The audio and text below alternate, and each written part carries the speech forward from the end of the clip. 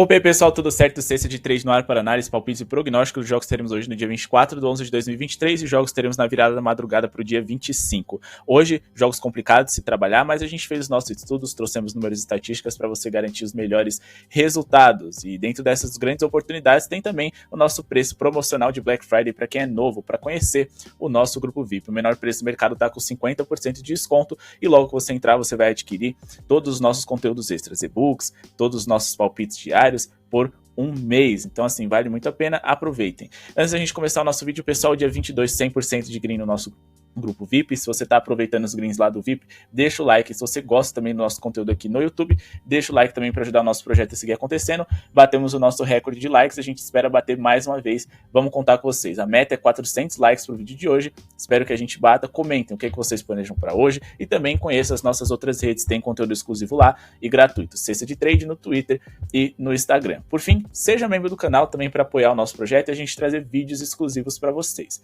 Mas chega de enrolação, bora aqui para o nosso vídeo, começando com Memphis e Suns. Lembrando, Orlando Magic e Celtics, a gente tem ali um jogo meio complicado, difícil de se interpretar, de analisar, com poucas oportunidades, então a gente faz o filtro aqui com as melhores opções para vocês. Vamos pular essa primeira partida, quem sabe no VIP a gente não traga algo relacionado a esse jogo, beleza? Apesar da odd de 1,33, a gente sempre tem que entender se vale a pena trabalhar a favor de determinada equipe, independente da odd. E acho que em 33 é uma linha interessante. A gente está falando de um Suns que vem numa sequência muito interessante. Tem para hoje Devin Booker e Kevin Durant à disposição. São 5 vitórias consecutivas contra times de um nível pelo menos parecido ou bem superior a esse Memphis Grizzlies, que sofre muito na temporada nos últimos 10 jogos, 3 vitórias e 7 derrotas. Jogando em casa, eles sofrem muitos problemas. Ele vem de 3 derrotas consecutivas e eles não conseguem vencer como mandante. Já são 6 jogos como mandante nessa temporada, 6 derrotas e é um time muito problemático porque eles estão completamente desfigurados. Eles não têm Ja Morant para hoje, não tem Marcus Smart e Steven Adams, 3 titulares. E aí desses 3 titulares, tem jogadores ali que são os reservas imediatos deles, que também não jogam. Brandon Clark tá de fora, Luke Kennard tá de fora e o Xavier Tillman também. O LaRavia também tá de fora e quem sabe Desmond Bane também não joga. O principal jogador dessa equipe ao lado do Jaren Jackson Jr. diante de tantos desfalques. Apesar ali da equipe do Suns ter alguns desfalques também relevantes, eles vão se lidar bem sem esses jogadores porque eles são muito menos importantes do que os desfalques que o Memphis tem, mais uma vez sem Ja Morant.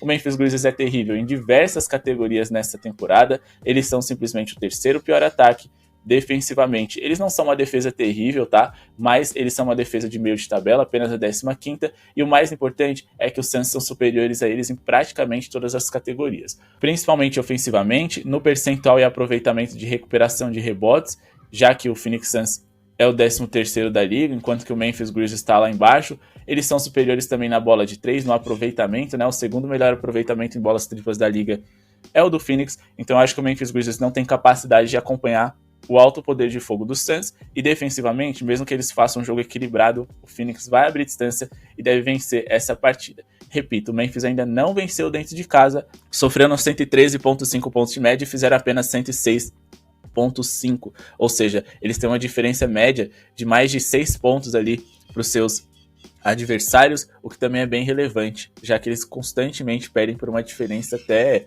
razoável. Agora vamos falar aqui de Rockets e Nuggets. A gente tem aqui um confronto que eu considero muito mais equilibrado do que o mercado, e a gente vai duplar aqui esse jogo dos Rockets lá com o jogo do New Orleans Pelicans que acontece mais tarde contra os Clippers, beleza? A gente tá falando de uns Rockets que venceu os últimos 2 encontros contra o Denver Nuggets, de um Nuggets que nos últimos 6 jogos perderam 4 e venceram 2, mas venceram 2 jogos apertados, contra os Clippers e contra o Detroit Pistons, coisa que não deveria acontecer.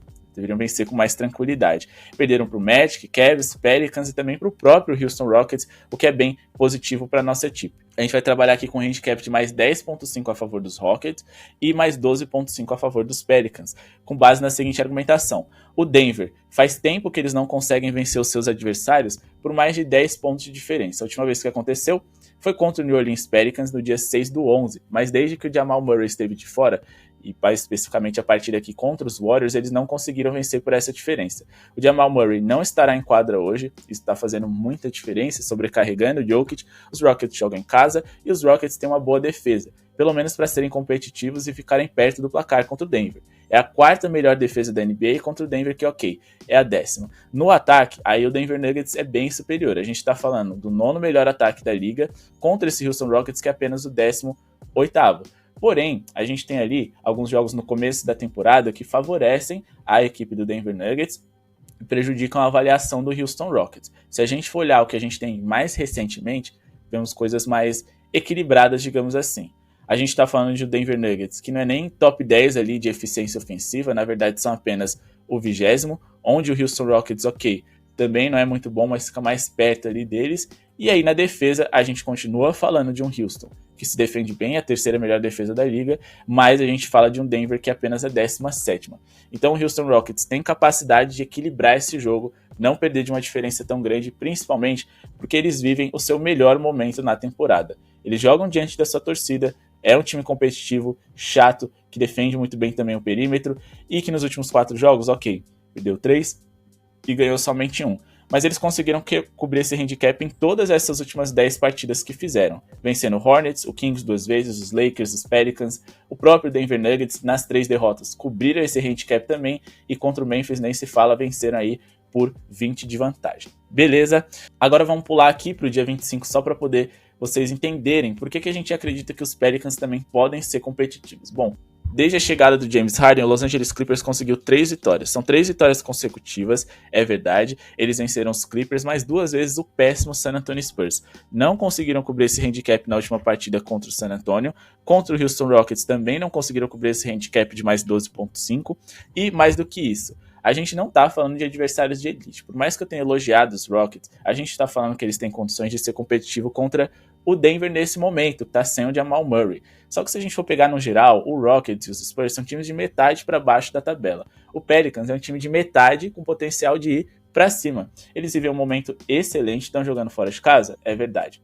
Mas venceram 4 dos últimos 5 jogos, são 2 vitórias seguidas, foram competitivos contra o Timberwolves, que é o líder da Conferência Oeste, e mais do que isso, venceram Dallas, Nuggets, o Sacramento Kings 2 vezes, e também conseguiram cobrir esse handicap de mais 12,5 aqui também contra o Mavericks. O meu ponto é, saudáveis, com Zion, Valanciunas, Brandon Ingram, Herb Jones, a equipe dos Pelicans podem ser competitivas. Eles não vão ser campeões, mas eles podem vencer qualquer time da NBA ou pelo menos cobrir o handicap de mais 12,5.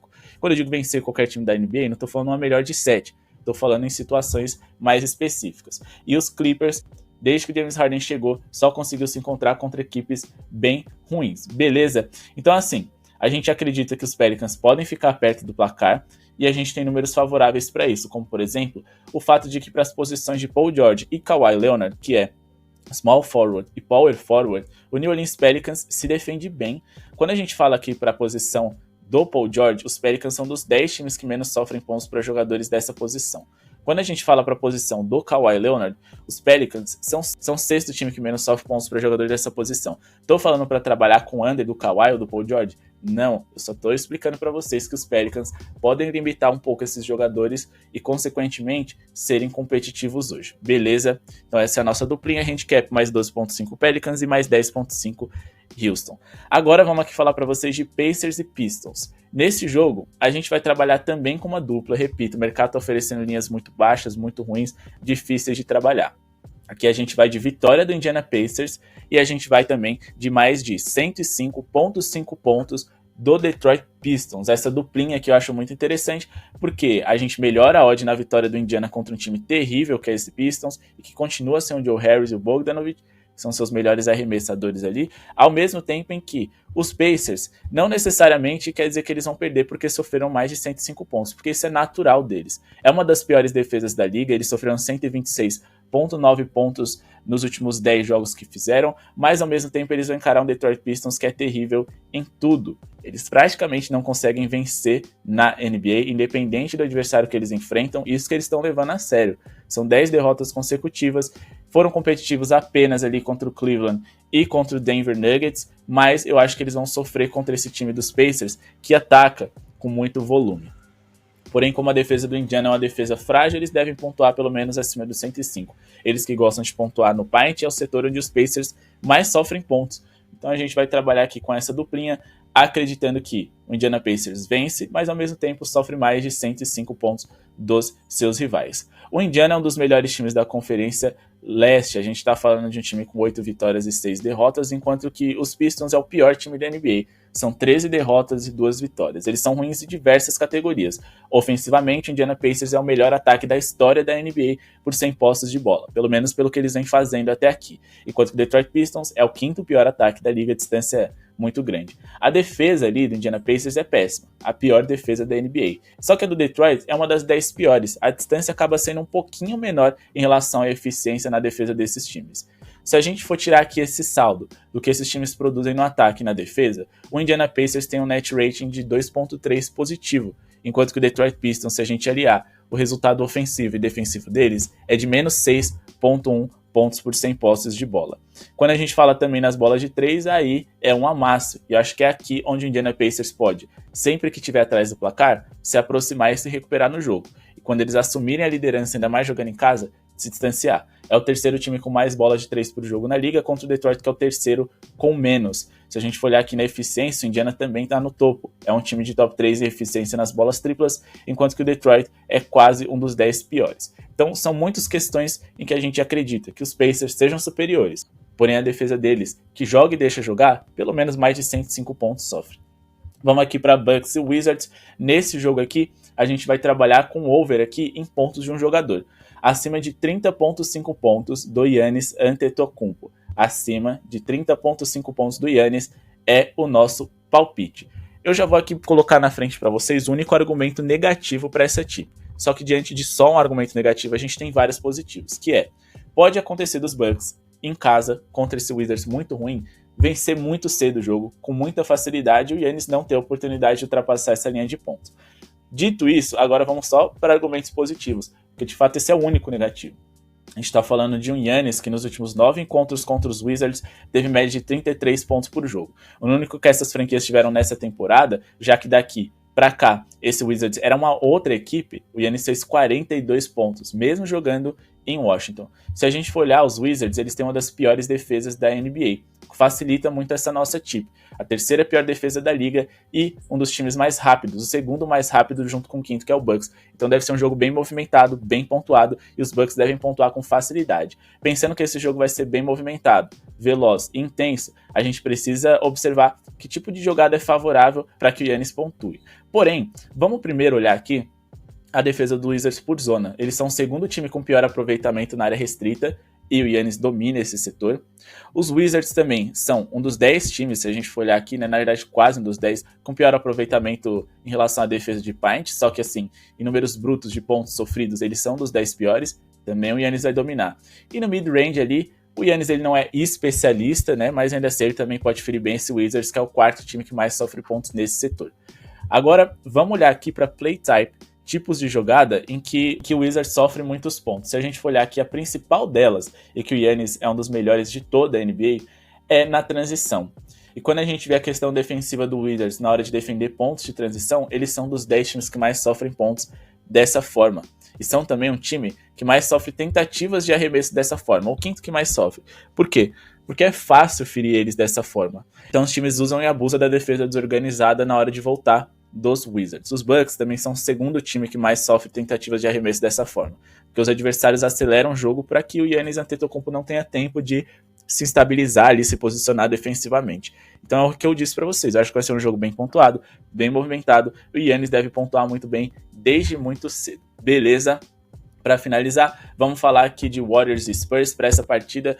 Talvez o meu palpite preferido, acima de 227.5 pontos totais. O Warriors vem mais uma vez sem o Draymond Green que está suspenso, cumpre seu último jogo de suspensão, e o resto do time, dos dois, para falar a verdade, estão saudáveis. Acho que eles podem se ferir muito bem. A gente está falando de dois times que jogam num ritmo interessante. Os Spurs é o quarto mais rápido da NBA e o Warriors está perto ali do top 10. Com ritmo, a gente tem muitos arremessos por minuto. A defesa dos Spurs é muito frágil, a gente está falando da quinta pior defesa da liga, e da defesa do Golden State Warriors, que é uma defesa média para boa, só que nos últimos 5 jogos, na verdade nos últimos 4, né, que foi quando eles perderam ali o Draymond Green, que é o seu melhor defensor, o Golden State Warriors se tornou a 6ª pior defesa de toda a liga. Então, duas defesas terríveis ritmo alto, e a gente sabe que o Golden State Warriors, poder de fogo eles têm.